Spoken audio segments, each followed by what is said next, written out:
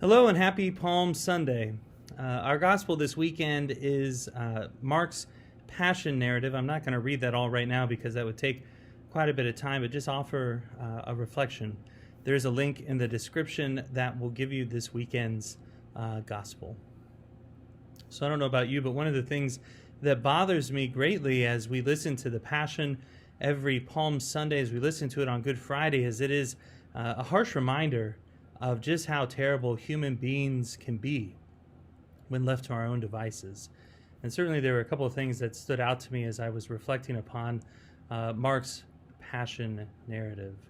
Certainly one of the things that is extreme and quite frankly ridiculous, as we have the ability to look back on it almost 2,000 years now, is the fact that the Sanhedrin, these religious leaders, of all the folks who should have understood who Jesus is, not only are they missing who Jesus is, but they themselves, the religious authorities, are actually going to put Jesus Christ, who is God, on trial.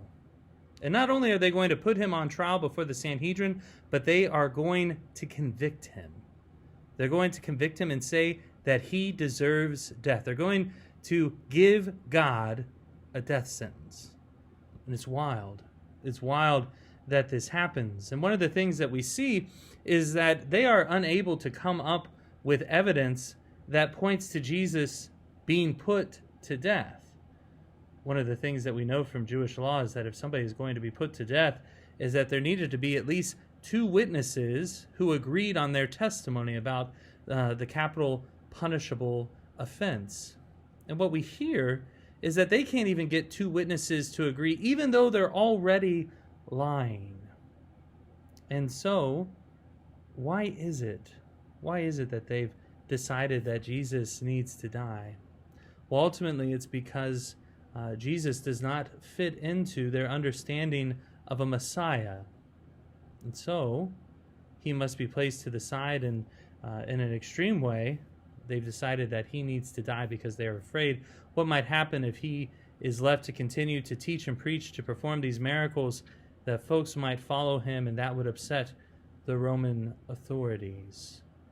And so, they get to this place where they put God on trial and decide that he needs to die.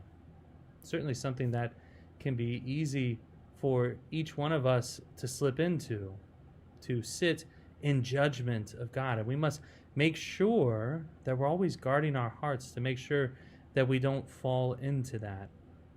The other scene that I found particularly troublesome is, once again, Jesus on trial, this time before Pilate, before the civil authority.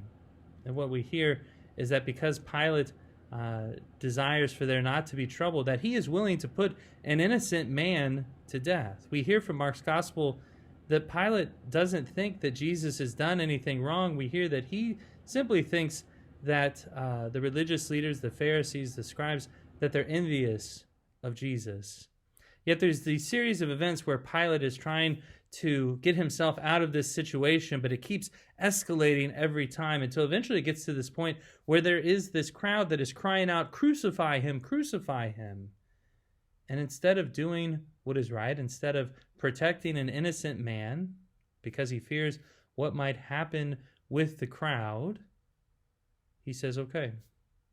And he issues this death sentence for Jesus because he fears what might happen. Fear, certainly an incredible emotion that we must make sure that we always keep at bay, because fear can lead us to doing terrible things, as we see in the Passion this weekend.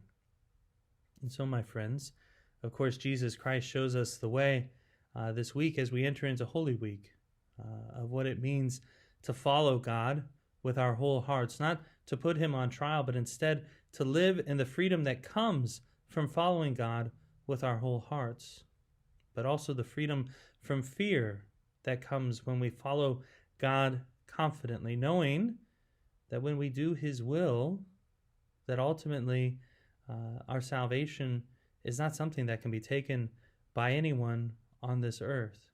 And that because of that, because the most important thing is taken care of, then we can act, we can live without fear. So this day, as we enter into this holiest of weeks. May we work on making sure that we don't sit in judgment of God, but instead seek to follow him with our whole hearts, and seek to live in that freedom that comes from being his beloved sons and daughters. God bless.